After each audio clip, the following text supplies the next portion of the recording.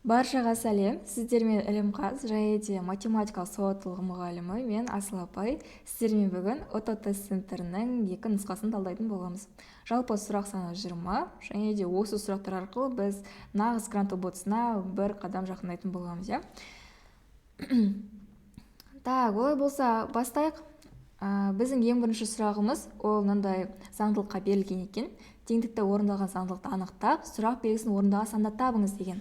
Так, тура осындай есеп өткен жылы нағыз грант ұбт-сына кездескен болатын. Бұл жақта не істеу керек? Ең бірінші бізге жай ғана бірінші мынандай нәрсе істейік. 1 мен 3 деген санды қосып, оның мына квадратын алайық.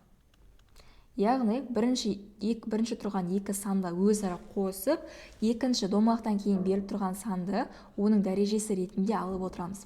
Яғни 4 деген санның квадраты ол менде 16-ны береді. Одан кейін 2, 22. Оның екі санның біріне қосып, оның сыртындағы санды куб, кубтайтын болсақ, онда 4-тің кубы. Бұл менде 64-ті береді екен. Одан кейін 1 мен 8. 1 мен 8-ді өзара қосып, оны квадраттайтын болсам, онда менде 9-дың квадраты, яғни 81 деген сан шығады. Одан кейін 2 мен 3 және 3, одай болса, не істеймін? 2 мен 3-ті қосып, оны кубтаймын. Демек, 5 деген санның кубы, бұл менде 125 деген есептің шешімі болады екен. Так, осылай анықтаймыз. Заңдылық бойынша, егерде бірінші жолға анықталған заңдылық екінші жолға да анықталып, және үшінші жолға да анықталса, ол міндетті түрде мына төртінші жолға анықталатын болады. Келесі есепте бізде кесте бойынша заңдылықты анықтай отырып, сұрақ белгісіне қандай сан сәйкес келетінін табыңыз деген, Так, бұл жақта заңдылық бірден көзге түседі. Бірінші жол бойынша 3 пен 6-ны өзара көбейтетін болсақ, бізде 18 деген сан шығады. Одан кейінгі жолда, екінші жолда 5 пен 8 деген сандарды өзара көбейтетін болсақ, бізде 40 деген сан шығады. Одан кейін бізде 7 және 10 деген сандарды демек көбейте салсақ, есептің шешімі шыға келеді деген сөз. Бұл бізде А вариантының жауабы дұрыс деп белгілейміз. Келесі. Бізде Ардақтың ойын сүйегін 60 жыл лақтырғандағы ұпайлар кестеде көрсетілген. Орташа ұпайды шамамен қанша болатынын анықтау керек. Орташа ұпай деген нәрсе келсе, онда біздің ойымызға бірден арифметика орта түсу керек, яғни мына сандардың өзара арифметика ортасын табу керек болып тұр ғой. Онда не істеймін? 1 мен 12-ні өзара көбейтіп, оған қосамын, 7-ні 2-ге көбейтіп, оған қосамын, 15-ті 3-ге көбейтіп, оған қосатын болам 4-ті 11-ге көбейтіп, және де 5-ті 8-ге, одан кейін 6-ны 10-ға көбейтіп, өзара қосып шығам. 63-ге әкеп бөлемін, өйткені 63 рет ойнатылған ғой. Так, енді 12, 14, 45, 44, қосылған 40, қосылған 60, Бұны алып келіп, мен өзара 63-ге бөлетін болам. Сол кезде менде 216 бөлінген 63, бұл менде 3,41 деген есептің шешімін береді. Яғни, В вариантының жауабын, А вариантының жауабын біз дұрыс деп белгілейтін боламыз. Так, осылай жараткенбіз, Кеттік, келесі есепке көшейік. Келесі есепте сыныптағы 27 оқушының 14 оқушысы қыздар дейді, қалғаны ұлдар.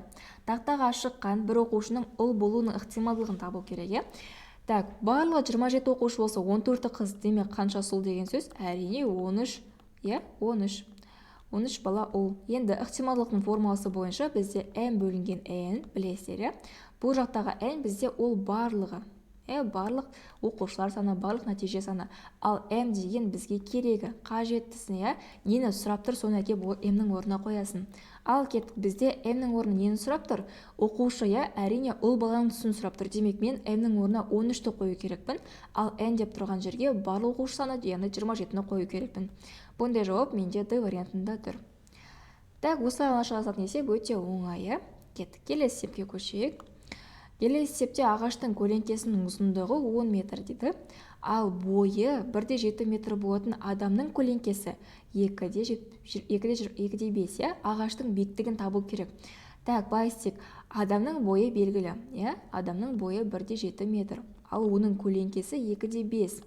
Енді ағаштың биіктігін білмеймін, бойы қанша екенін, бірақ оның көлеңкесі бар.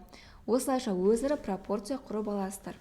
Енді x тең дейсізде, x-ті табу үшін сіздер оларды өзара x-тап көбейтетін боласыздар.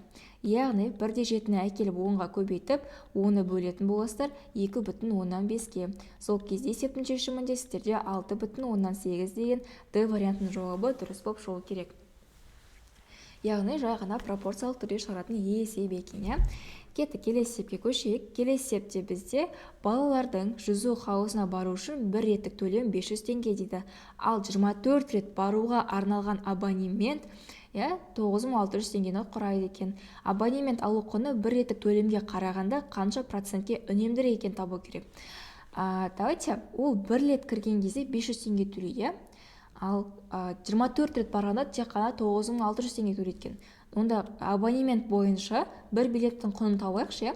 Абонемент 9600 теңге, 24 билет үшін. Онда мен 9624-ке бөлемін, 400 теңге шығады. Яғни ол абонементпен кіргенде әр кірген сайын 400 теңгеден төлейді екен. Ал бастапқыда ол 500 теңге төлеп жүрді ғой, абонемент сатылмай тұрып. Так, оны біз 100% деп аламыз. Ал мына осы 400 теңге, мына 500 теңгенің қанша пайызын құрайтын тауып алайық. Яғни x пайыз. Осы жақта x-ті табу үшін оларды өзара крестиктап көбейтемін. Яғни 400-ді алып келіп 100-ге көбейтетін боламын да, оны 500-ге бөлемін. Сол кезде менде 80 деген сан шығады, 80%. Яғни 400 теңге 500 теңгенің 80%-ын құрайды. Енді қанша теңге үнемдеген, қанша пайыз үнемдеген болып тұрса, не істеймін? Бастапқыда любой товар 100%-дан тұрады, осы 100%-ын алып келіп біз істейміз, 80%-ы азайтып тастаймыз.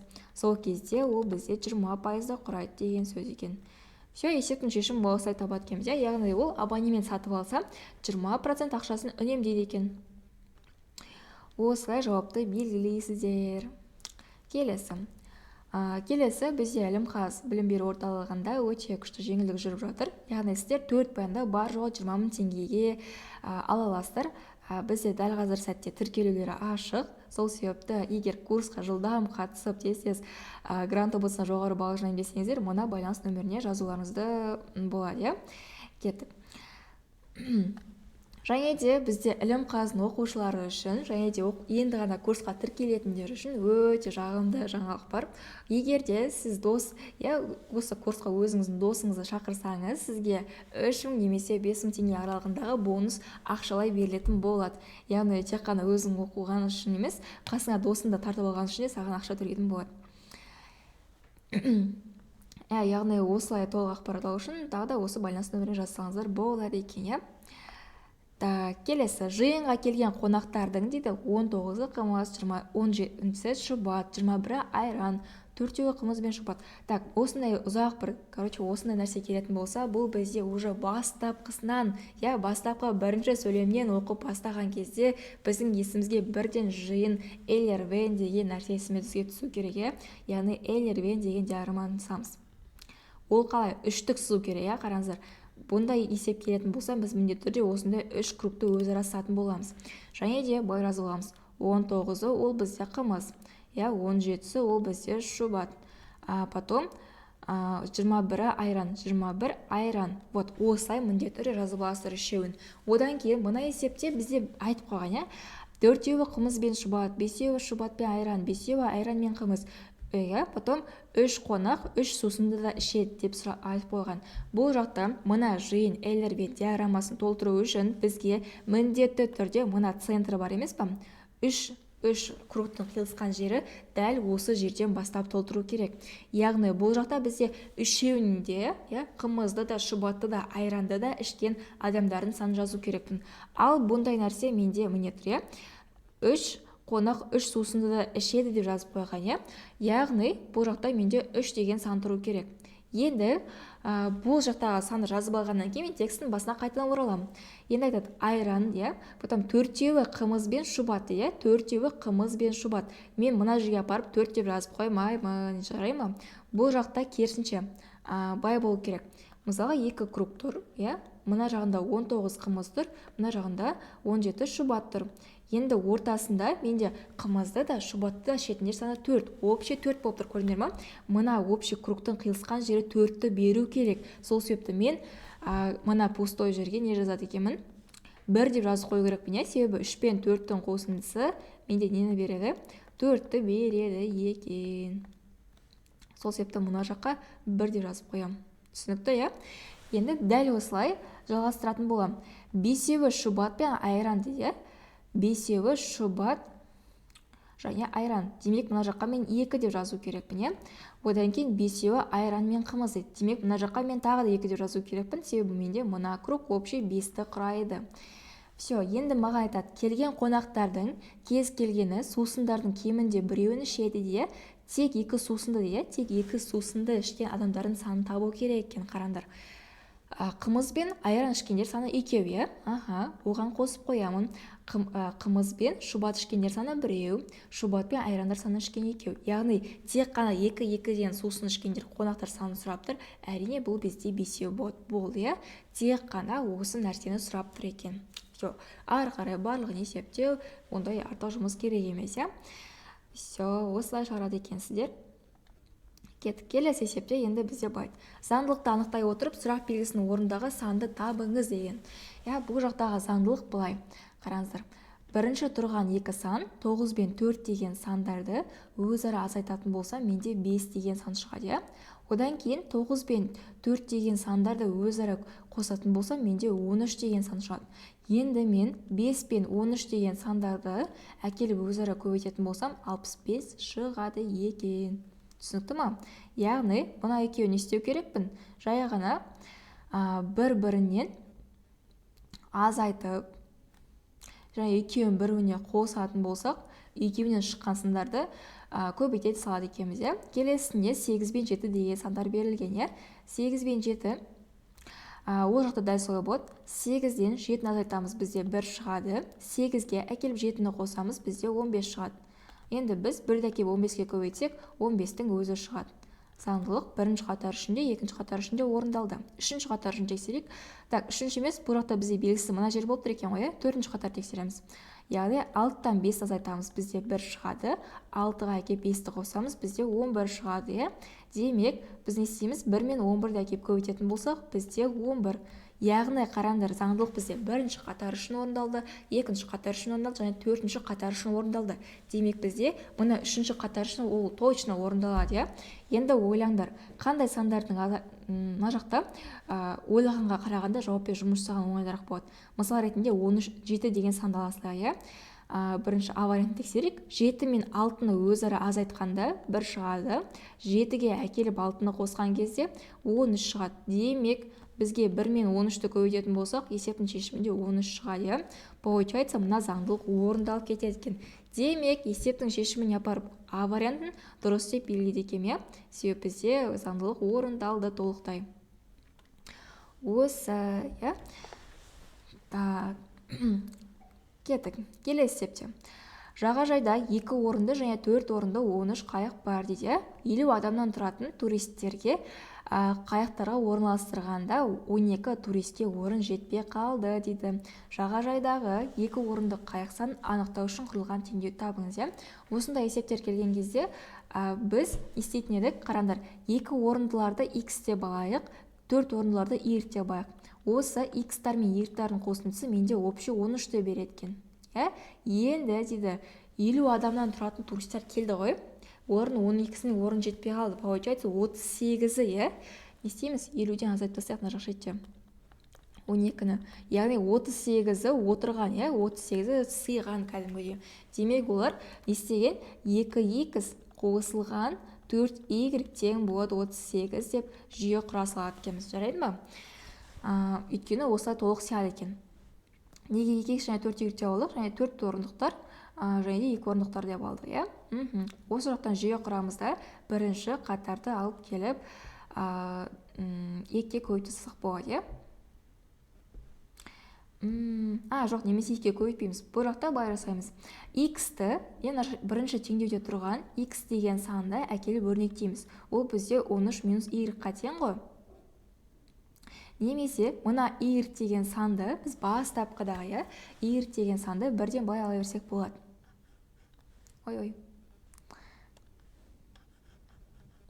Мұна Y деген санды, так. Мен жалпы түрде әкеліп орнына қойғым келіп тұр. бірінші қайықтар саны x-қа тең болатын болса, мына жерде жүйе құрмақ қояйық. Бірінші қайықтар саны x-қа тең болатын болса, бөліп түсіздер мына жерде. Онда екінші қайықтардың саны қаншаға тең болады? Бірінші қайықымыз x плюс, давайте қаншаға дейік? Жоқ, баяғырақ шолшы. X-іміз ол бізде 13 минус y-ға тең болады. Яғни бірінші қайықымыз саны x-ға тең болатын болса, екінші қайықтар санымыз 13 минус y-ға тең болады. Немесе мына x пен y-тің орындарын ауыстыра салсақ болады. Y-іміз тең болады 13 минус x-тің санына деп. Осы y-та келесіздерде не істейсіздер? Мына жерге әкеліп қоя салсаңыздар болады екен. Сол кезде 2x қосылған 4 шашының ішінде 13 минус x тең болады 38 дейсіздер. Не істедік? Біз бірінші теңдеуден алып келіп, y-ті өрнектеп алдық. Ол бізде мына теңдеуге тең болды. Артық информация өшіре салайық. Осыдан кейін мына 13 минус x-ті келіп, мына екінші теңдеудегі y-тің орнына кеп қойдық. Сол кезде бізде 2x қосылған 4 шашының ішінде 13 минус x тең 38-ден жауап шығады. Яғни маған екі орындар табу үшін, яғни тек қана x-термен шығу керек есептің жауабы. Сол кезде осындай теңдікті орындайды екенбіз. Жауапқа А вариантын дұрыс деп белгілейміз. Все, мына жақта бізге все-таки теңдеу жүйесі керек болады екен. Келесінде менде ұзындығы дейді 50 сантиметр міне. Ал ені 40 болатын коробты сұр түсті қағазбен қаптап, сыртынан қызыл лентамен орады дейді. Қызыл лентаның ұзындығы 300 сантиметр болса, онда қорапқа кеткен қағаздың ауданын бүгіндіге кеткен тұстарды есептемегенде табу керек. Так, бұл бізде не істейміз? Бірінші, онда біз H биіктік табу керекпіз. Мынау бізде А болса, мынау бізде Б болса, онда біз С деген параллелепипедтің үшінші қабырғасын табу керекпіз. Ал оны табу үшін бізге специально подсказка ретінде лентаны беріп қойған. Қараңыздар, лента ол бізде сыртынан қоршап орап жатыр. Былай бір орап өтеді, былай, потом үзік нүкте, потом былай. Так, астын тоже үзік нүкте істей. Так, осы шетін бір көрсетейін. Мына жақ шеті 40 деп айтып жатыр. Мына бір шеті 40 деп айтып жатыр. Демек, бізде мына бір қызыл лентамен, оның мына шеті 40 қой. Мына шеті 40. Мына шеті x білмеймін оның қаншаға тең екендігін. Мына жері 40, мына жері 40. Өйткені мына жермен мына ішкі жағы бәрібір тең болады, бірдей болады. Сол себепті 40 пен 40 біріне тең деп айтамыз. Енді мына бір шеті x-қа, ал екінші жағы x-қа тең болып тұр. Енді бұл бізде мына қызыл лентаның ұзындығын табу үшін, периметрін табу үшін біз не істейтін едік?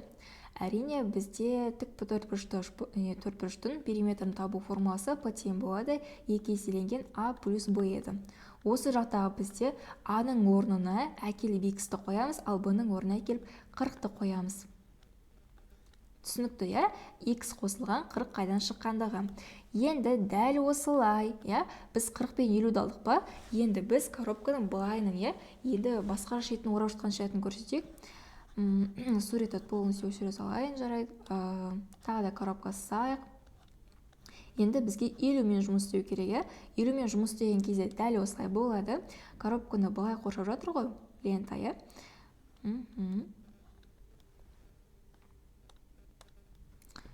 Жарайды, үсік сықпен сасылайық, кәтісің соқымау үшін. Так, енді бізде мына жерде 50 де, онда бізде мына жерде 50 болады, сәйкесінше, және мына жерде 50 болады. Және тағы да бізде екі жақ қыры белгісіз, x және x болады. Демек, мына төртбұрыштың бізге несін табу керек? Периметрін табу үшін тағы да мына формула саламыз. Ол бізде қаншаға тең болады? Әрине, 2 жақшаның ішінде x қосу 50-ге тең болады. Енді сендерге айтады, осы лентаның общий ұзындығы 300-ге тең дейді. Демек, 2x қосылған 50, потом оған әкеп қосқанда екінші, төртбұрыштың ұзындығы периметрін қосқанда, осы бізде 300-ге тең болу керек дейді. Все, осы жақта маған x-ті тауып алсам болды, с табыла кетеді. Ары қарай есебімізді шығару жолы оңай болады. Ең бастысы осы жердегі логиканы түсініп алу керек екен.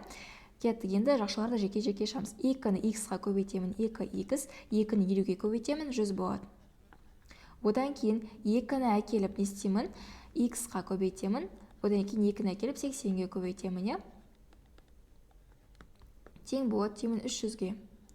Одан кейін сәйкесінше мүшелерін біріктірейік. 4х болып кетеді. Қосылған 180 болады. Бұл бізде тең болады дейміз 300-ге. Енді 4х-іміз тең болады дейміз 300-ден 180 деген сан минус болып азайтылып кетеді. Сөйтіп 4х деген санымыз бізде 120-ға тең болады екен. Демек, x-іміздің шешімі 30-ға тең деген сөз. Бізге керегі де осы еді. Мына жақтағы с деп тұрған жерге біз не істеткенбіз, сонда 30 екенін тауып алдық. Все, кеттік. 30 бар, 50 бар, 40 бар. Енді бұл бізде тіктөртбұрышты хаус сияқты ящик, яғни бұның бізге жалпы бетін ауданын тап деген, жалпы бетін ауданын тап деген, оны табудың бізде формуласы бар, оны табу үшін бізде S тең болады 2 еселенген АБ қосылған АС қосылған BS деген формула бар еді. Біздің А міне, Б міне, С бұл 30-ға тең болады. Все, осыларды әкеліп сәйкесінше орындарына қойып есептей салады екенбіз. Так, А-ның орнына 50, Б-ның орнына 40. Одан кейін А-ның орнына 50, С-ның орнына 30. Одан кейін Б-ның орнына 40, С-ның орнына 30. Так, енді әкеп көбейтемін.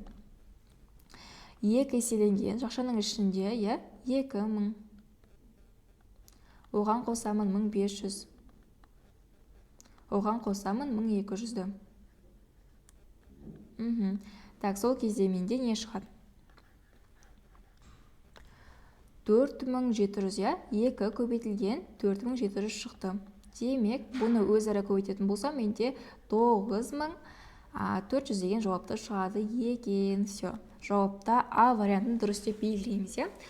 Жалпы түрде осындай геометриялық есеп келсе, ешқандай қиындықсыз дәл осылай шығарады екенсіздер. Яғни біз периметрдің формасын қолдандық және де ауданға қатысты осындай ұзақ форманы қолдандық. Мына форма өте қатты қиындау жоқ. Жаттап алуға өте оңай формула. Так, кеттік. Олай болса келесі есепке көшейік. Келесі есепте бізде былай дейді. 2022 жылдың желтоқсан айында Арман 430 мың теңге жалақы алған еді дейді. 2023 жылдың қаңтар айынан бастап, яғни бір жылдан кейін, жоқ, бір айдан кейін екен ғой, жалақысы 25%-ға өсті дейді. Арманның қаңтар айында алған жалақысын табу керек. Так, былай жасаймыз. 25%-ға өсті десе, бастапқыда любой зат бізде 100%-дан тұрады. Сол себепті біз 100%-ға әкеліп 25%-ды қосатын боламыз. Бізде 125% шығады, жарайды ма? 125%. Енді 125%-ды әкеліп мен санға айналдырамын. Оны санға айналдыру үшін мен 125-ді әкеліп бөледі екенмін 100%-ға. Яғни санға айналдырып жатырмын. Ол менде 1,25 деген санды береді. Бұл сан түрінде. Енді мен жай ғана осы санды алып келіп 430 теңгеге көбейте саламын да есептің жауабын шығарады екенмін. Яғни өсті деген жағдай болса, онда дәл осылай ғана жасайды екенмін. Так, сол кезде менде, так, давайте есептейік қанша шығатындығын. 430 мыңды көбейтемін 1,125-ке. Менде 537 500 деген В вариантының жауабы дұрыс болып шығады екен. Все, осылай ғана шығарасыздар бұл есепті. Яғни өсті болса осылай, ал кеміді болған жағдайда дәл осылай болады, бірақ кері болады. Яғни 100%-дан 25% азайтылатын болады. Дәл осылай санға келтіріп аласыздар и көбейте салатын боласыздар. Все, бізде процентке қатысты есептер осылай болады. Есепте енді былай, алдиярдың 10 теңгелік және 20 теңгелік тиындардан 200 теңгесі бар дейді. Алдияр ақшасының мүмкін нұсқалар санын табу керек. Так, бұл жақта былай, 10 теңгеліктерді x деп алайық, ал 20 теңгеліктерді y деп алайық, жарайды ма? Айтады, енді осы мен бірақ былай есептеймін. 10 теңгеліктердің неше штук бар екен білмеймін, 10 теңгеліктерден қандайдар x деген штук бар. Осыған әкеліп 20 теңгеліктердің y деген штугын әкеп қосқанда, менде барлығы 200 теңге болады екен. Осы жерден давайте мен x-ті есептеп тауып алайын. X-ті табу үшін істеймін. Так, ол үшін мен бір қатарды полностью 10-ға бөліп жіберсем болады. Қатарды полный 10-ға бөліп тастаймын. Так, 10 мен 10 кетеді, x қалады, мына жақта 2y қалады, тең болады дейміз 20-ға. Демек, x-іміз тең болу керек біздің 20 минус 2y-ге. Так, енді бай болу керек. Мүмкін бұл нұсқалар, кез келген адам бүйтіп ойлап кетуі мүмкін. Мысалға, 10 теңдіктерден 5 штук болса, 20 теңдіктерден 4 штук болса деген сияқты, жоқ ондай емес. Бұл есепте бай. X-тің орнына мен 10 теңдіктерден біреу болады. X-тің орнына мен 1 деген санды бере алам ғой, X-тің орнына 1 деген санды, ал Y-тің орнына қанша деген санды бере алам? 9 деген санды бере алам, мысалға. X деген, яғни X теңдіктерден, яғни 10 теңдіктерден 1 штук болады, 20 теңдіктерден 9 штук болады. Потом X теңдіктерден, яғни 10 теңдіктерден менде тағы да 2 штук болады, ал Y теңдіктерден менде, яғни 8 штук болады. Дәл осы, 1 мен 9 болады, 2 мен 8 болады, потом 3 пен 7 болады деген сияқты жағдайлар қарастырылады.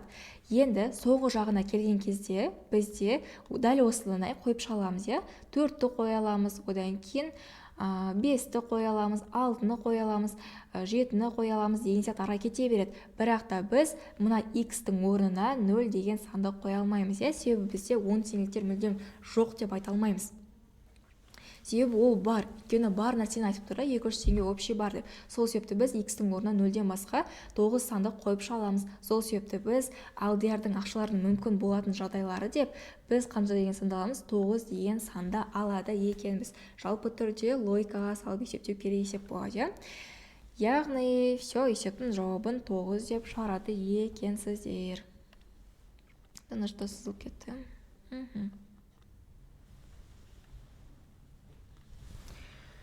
Так, кеттік. Келесі есепке көшейік. Келесі есепте бізде сандар қатарының арифметикалық ортасы мен медианасын анықта деген, Так, бізде арифметикалық орта десе не істейтін едік? Барлық қандай сан көріп тұрмыз, соның бәрін қосып, неше сан бар, соған бөлетін едік, 26-ға қосамыз 29-ды, оған қосамыз 52-ні, оған қосамыз 45-ті, оған қосамыз 47-ні, оған қосамыз 23-ті, осыны алып келіп бөлу керекпіз қаншаға? 1, 2, 3, 4, 5, 6-ға, осы сандарды өзара қосып 6-ға бөлген кезде менде 37 деген сан шығады. Яғни арифметикалық ортасы менде 37 деген екен. Енді маған медиана тап деген. Медиананы табу үшін маған міндетті түрде өсу ретімен жазу керек. Так, 23, 26, 29, 45, 47 және 52, өсу ретімен жазып алдық. Енді әкелемізді, медиана табу үшін сәйкес екі шетінен сандарды өзара қысқартатын боламыз. Так, 52 мен 23, 26 мен 47 кетеді, ортасында бізде 45 және 29 деген екі сан қалады. Яғни 29-ға 45-ті қосып, оны 2-ке бөлетін болам. Сол кезде есептің жауабында менде тағы да 37 деген сан шығады. Яғни 37-те 37 В деген есептің жауабын дұрыс деп белгіледі екенбіз. И все. Так, келесі. Дүкенде дәптердің 3 түрі, дәптердің 3 түрі бар екен. Одан кейін қаламның 4 түрі дейді. Одан кейін сызғыштың 5 түрі бар дейді. Оқушы қанша тәсілмен бір дәптер, бір қалам және бір сызғышты таңдап алады дейді. Бұл бізде көбейту ережесі, яғни бізде заттар әр түрлі болған кезде, яғни осылардың ішінен бір-бірден таңдап ал деген кезде не істейтін едік? Жай ғана осы сандардың барлығын бір-біріне көбейте саламыз, жарайды ма? 3-ті 4-ке, оны 5-ке көбейтіп, есептің шешімінде 60 деген жауапты дұрыс деп белгілейді екенсіздер. И все. Так. Келесі, суретте көрсетілгенде екі шеңбер іште жанасады дейді, іште жанасып тұрмай. Енді айтады сіздерге. Одан, бірінші шеңбердің радиусы 9-ға тең, Так, бүйтіп сызайық, шеңбер. Шеңберге ұқсамай кетті. Так, попытка 2 деп. Дубль 2. Дубль 3. Так. Примерно осылай болсын жарайды. Енді айтады, біріншісінің радиусы 9-ға тең дейді. Біріншісінің радиусы 9-ға тең. Екіншісінікі 3 есе кіші. Яғни біріншісі 9-ға тең болса, онда екіншісі қаншаға тең? Әрине 3-ке тең болады. Екіншісінің радиусы 3-ке тең. Енді қараңдар, екеуінің арақашықтығы бізде мына бір арақашықты сұрап тұр. Енді қараңыздар, бізде мына бір шетке дейін 3 болады. Жалпы түрде шеңбердің радиусы жайлап кетейін. білмейтіндер үшін шеңбердің радиусы ол тура центрінен бастап шетіне дейінгі ұзындық. Ол всегда бізде радиус болады. Ол тек қана бір шетке бармайды. Любой шетіне дейінгі ұзындық тура всегда бірдей болады. R болады. Всегда сондай болады. Мына жерде дәл солай. Мына бір шетіне дейін 3 болды ма, мына бір шетіне дейін тоже 3 болады деген сөз. Мына бір шетіне тоже 3 болады. Жан жаққа кете береді. Яғни центрінен бастап жан жаққа дейінгі жерлердің барлығы 3-ке тең болады. Бірақ маған мына шеті ғана жеткілікті. Мына бір шетке дейін 3, қараңыздар. И мына бір шетке дейін 3. Еще мына жердің общий ұзындығы менде 9-ға тең ғой. 3 кетіп қалды. Демек, мына бір шетте қанша қалды? 3 қалды ғой. Демек, бізде былай бөлініп тұр ғой. 3 и 3. 3 болып бөлініп тұр. Демек, маған нені сұраған? Мына бір шеттің ұзындығын сұраған. Ол әрине бізде мына шеттен мына шетке дейін 3, мына шеттен мына шетке дейін 3. Получается, есептің жауабында 3 қосылған 3, бұл менде 6 деген есептің жауабын белгілей салады екенсіздер. И все. Осылай ғана шығатын есеп. Так, кеттік. Келесі есепке көштік. Келесі есепте сыныптағы 30 оқушының 20-сы математиканы, 30-сы физиканы, 40-ы биологияны ұнатады. Ал қалғандары көркем еңбек сабағын ұнатады де. Көркем еңбек сабағын ұнататын оқушылар санын табу керек. Ең бірінші бізде барлығы 100%, барлығы 100% болып тұр. Осы 100%-ın 20-сы кетіп қалды математиктер, 30-ы кетіп қалды физиктер, и 40 кетіп қалды биологтар. Бізде 10% қалды. 10% ғана бізде сыныпта көркем әдебиетті жақсы көреді. Енді былай істейсіңдер. Барлығы 30 оқушыны 100% бағасыңдар да. Ал мына 10%, осы 30 оқушының 10%, қанша оқушы деп x деп алып, өзара пропорциямен x-ті табатын боласыздар. X-ті табу үшін біз оларды өзара x тап көбейтеді екенбіз. Яғни x тең болады 30 көбейтілген 10 бөлінген 100 болады. Есептің шешімінде 3 деген жауапты алады екенбіз. Яғни сыныптың 3-ақ оқушысы көркем еңбек сабағын жақсы көреді екен. Все, осылай шығатын есеп. Келесі, ойын сүйегін 3 рет лақтырды. 3 ретте де тақ сандарын түсу ықтималдылығы. Яғни ойын сүйегі дегенді білесіздер ғой, андай көбік-робик жан жағында андай 1-ден 6-ға дейін цифрланған нөмірлер бар. Бір жағында 1 тұрады, екінші жағында 2, жағында 6 деген сияқты сандары бар. Енді осыны лақтырды дейді. Осыны лақтырған кезде тақ сандардың түсу ықтималдылығы. Менде барлығы 6-ға дейін ғана сандар бар. 1, 2, 3, 4, 5, 6, жалпы түрде 6 тақ сан бар. Осы 6 санның ішінде тақсындар нешеу менде? Қараңдар. Тақсындар 1 бар, 3 бар и 5 бар. Так, демек менде тақсандардан тек қана 3 деп айтамыз. Тақсандар 3. 3 үштік деп қойық немесе тақсандардан 3 үштік. Енді менде ықтималдылықтың формуласын білеміз. Бағана бастапқыда айтып кеттік. Ол бізде P тең болады M бөлінген N. Яғни M деген ол бізге керегі. Яғни керегі ол бізде 3 болып тұр. Ал N деген ол менде барлығы менде 6. Яғни барлығы 6 қыры бар. Сол себепті 6 жағы бар. 6-ға дейінгі цифры бар. Сол себепті мен оны 6 деп алады екем, жарайды ма? Вот, сол себепті 6-ны жаздық. Енді оларды өзара қысқартам. Бұл 1 рет лақтырғанда, яғни 1 рет лақтырғанда 2-ден 1, осында нәрсе түсеткен. Бірақ бізге 3 рет лақтырды деп тұр, қараңдар. 3 рет лақтырды. 3 рет лақтырды деген кезде мен жай ғана 2-ден 1-ді өз-өзіне 3 рет көбейте салсам жеткілікті болады екен. И все, есептің жауабы шыға келеді. Ол менде 8-ден 1 деген В вариантының жауабын дұрыс деп белгілейді екенбіз. Яғни тек қана біреуін тауып алса, қарай жалпы түрде кубын таба салады екенбіз. Так, осылай келесі есепке көштік. Жылына 30% өсіп отыратын депозитке дейді ақша салынғанда 200 мың теңге. 4 жылдан кейін қанша теңге болатын табу керек. Жылына 30% өсіп отырады. Так, онда не істейміз? 30% өсіп отырады. Өседі, ол артады деген сөз. Бастапқыда любой зат 100%-дан тұрады, ол 30%-ға артады ғой. Сол кезде ол 130-ды құрайды, 130%. Яғни жыл сайын 130% өсім өсіп отырады екен. 130%-ті әкеліп мен санға айналдырамын. Яғни 130-ды әкеліп 100-ге бөлемін, менде 1,3 деген сан шығады.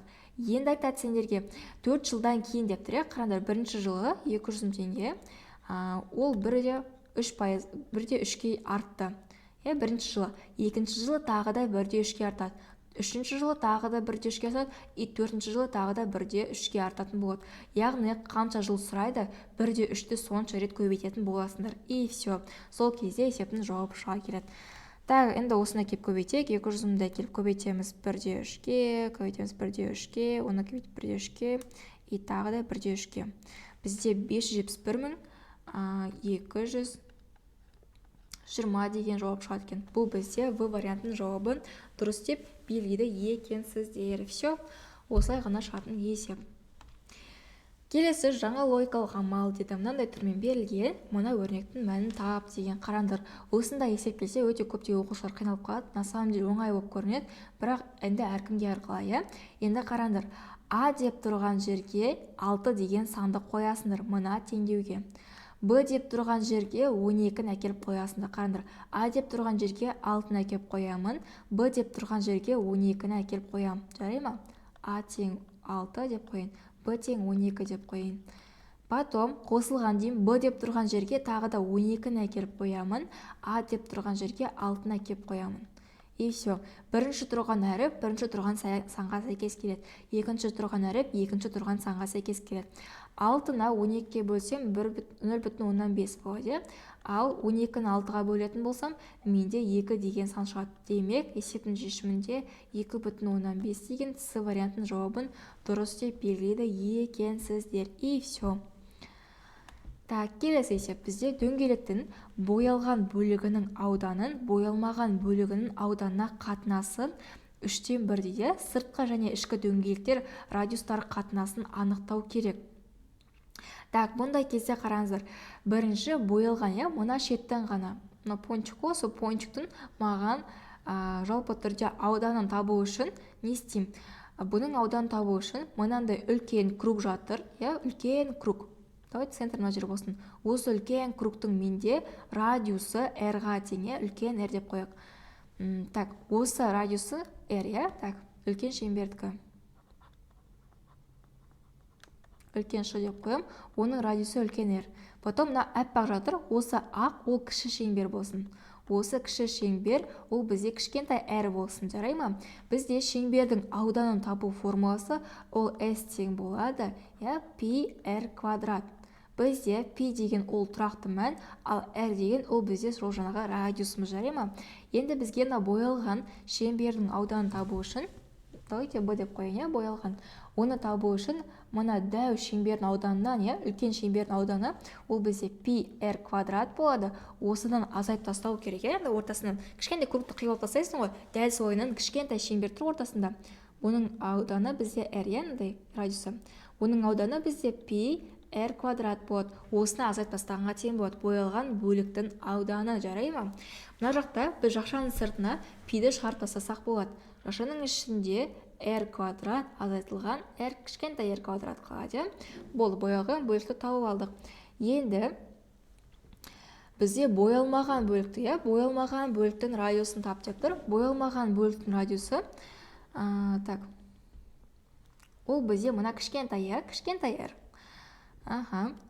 Боялмаған. Оны кіші деп білесіз, кіші. Оны білеміз. Пи R кішкентай R квадрат. Енді бізге олардың қатынасын беріп қойған, 3/1 қатынас деген нәрсе, ол жалпы түрде бізде сандардың өзара бір-біріне бөліндісі. Жарайды ма? Яғни, мына есепте біз дәл солай мына боялған бөліктің ауданын алып келіп, пи деп жазылды ғой, пи жақшаның ішінде R квадрат минус R квадрат, осыны алып келіп бөлу керек біз. Мына кішкентай боялмаған бөліктің ауданы пи R квадратқа. Так, осы бізде 3 бөлінген 1-ге тең дейді. Осы жерде бізде пилар өздері қысқарып кетеді. Пилар жоқ деп есептеңдер уже. Мен өшіріп тастай салайын. Пи жоқ уже. Одан кейін біз сұрамыздан естейміз, оларды өзара крестик арқылы көбейтейік. 3-ті әкеліп кішкентайға көбейтеміз, 1-ді әкеліп мына жақшаға кеп көбейтеміз. Жақшаны 1-ге көбейткеннен ештеңе өзгермейді. R квадрат минус кішкентай R квадрат, ол бізде тең болады екен 3 кішкентай R квадрат. Енді үлкен R квадраттың өзі қалсын, ал мына кішкентай R квадрат жаңағы 3-тің қасына барып қосылады, 4 R квадрат болады. 4 R квадрат болып кетеді екен. Енді не істейміз? Бізде жалпы түрде давайте қатынасын тап деп тұр, бізге радиустарының қатынасын тап деген. Демек бізде 4 тең болады үлкен r квадрат бөлінген кішкентай r квадратқа дейміз. Бірақ бізде радиустардың квадраттары деп сұрап тұрған жоқ. Не істейміз? Оларды өзара түбір астына аламыз. Түбір астына алған кезде білесіздер, түбір деген нәрсе, ол жалпы түрде біз айтамыз всегда, ол 2-ден 1 деген дәрежеге тең деп, 2-ден 1 деген дәрежеге тең. Яғни r квадрат деген нәрсені көбейтетін болсақ 2-ден 1, түбірді 2-ден 1 жазып алсақ, екілер өзара қысқарып кетіп, тек қана r-дің өзі қалады. Яғни r өз шығады, кішкентай r өз шығады, ал түбір астынан 4 деген сан, ол 2 болып шығады. Демек 2 тең болады r бөлінген r. Яғни есептің шешімінде апарып біз 2-ден 1 деген қатынасты белгілейді екенбіз. Все, бұндай жауап менде С вариантының жауабында тұр екен. Яғни бізге тек қана формула білсек және сол формуланы түрлендіре алсақ, бұл есепті өте оңай жолмен шығарып кетуге болады екен. Так, осылай мына формуланы жазып жаттап жүріңіздер. Так, осымен олай болса біздің нұсқа талдауымыз аяқталды. Алдағы нағыз грант ұбытысына, қаңтар ұбытысына, наурыз ұбытысы жалпы түрде барлығына сәттілік тілеймін. Сенің қолыңнан барлығы келеді. Мен саған сенемін. Олай болса, назарларыңызға өте көп рахмет. Нұсқа талдау пайдалы болды деген ниеттемін. Егер пайдалы болса, комментарий жаза кетіңіздер. Және де келесі нұсқа талдауда кездескенше сау болыңыздар. Всем пока.